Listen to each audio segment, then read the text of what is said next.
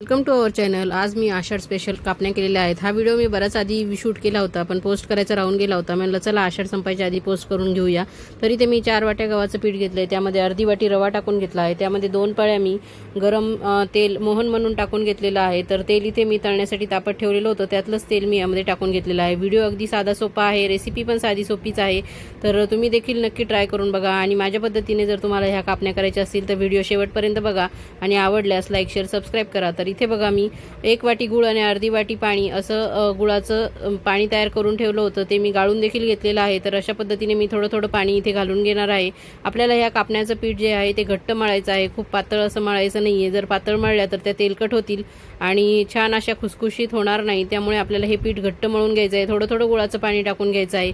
जर गुळाचं पाणी तुम्हाला कमी पडलं तर तुम्ही वरतून साधं पाणी देखील यामध्ये थोडंसं टाकून घेऊन मळून घेऊ शकतात, आणि जर जास्त झालं तर तुम्ही त्यामध्ये थोडंसं पीठ देखील ऍड करू शकता। तर इथे मी रवा घातल्यामुळे 5 मिनिट याला छान मुरू देणार आहे, आणि 1-5 मिनिटांनी बघा आपलं छान पीठ मुरलं आहे। तर त्यानंतर मी इथे एक गोळा काढून घेणार आहे त्यामधला, आणि थोडंसं पीठ यामध्ये टाकून भुरभुरवून घेणार आहे, आणि यावरती मी ह्या कापण्याचं पीठ पोळी आहे ती लाटून घेणार आहे। कापण्याची ही जी पोळी आपण लाटणार आहोत ती पोळीपेक्षा आपल्या साधारण पोळीपेक्षा थोडी जाड लाटायची आहे, त्यामुळे कापण्या छान खुसखुशीत होतात आणि मस्त त्यांना रंग देखील येतो, आणि त्या खायला देखील खूप छान लागतात। तर अशा पद्धतीने ही पोळी मी लाटून घेणार आहे।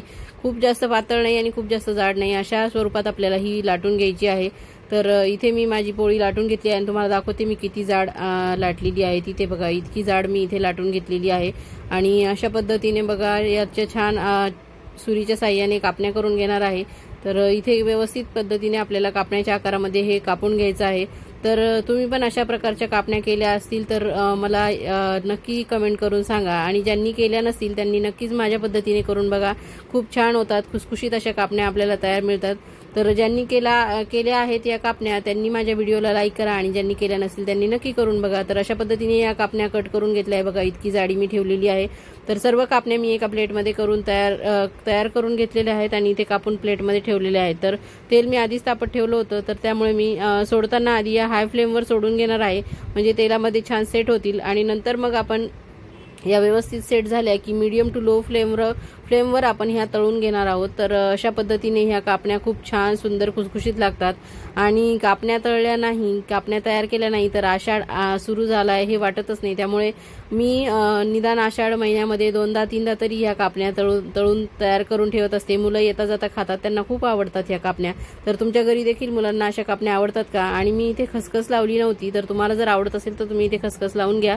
तर अशा पद्धतीने बघा ह्या कापण्या 5 मिनिटात किती छान गोल्डन ब्राऊन रंगावरती तळून तयार झालेल्या आहेत।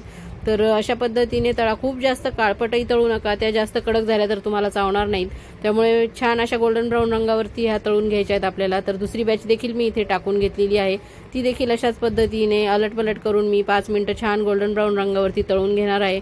तर हे बघा ही पण आपली बॅच तळून झालेली आहे। तर अशा पद्धतीने माझ्या कापण्या सर्व तयार झालेल्या आहेत। जर तुम्हाला व्हिडिओ आवडला असल्यास लाईक शेअर सबस्क्राइब करा। इथे बघा मी तुम्हाला एक कापणी तोडून दाखवते, किती छान आतून जाळीदार देखील झाली आहे आणि खुसखुशीत देखील झाली आहे। थंड झाल्यावर ह्या अजून छान खुसखुशीत होतात, तर नक्की करून बघा। थँक्यू।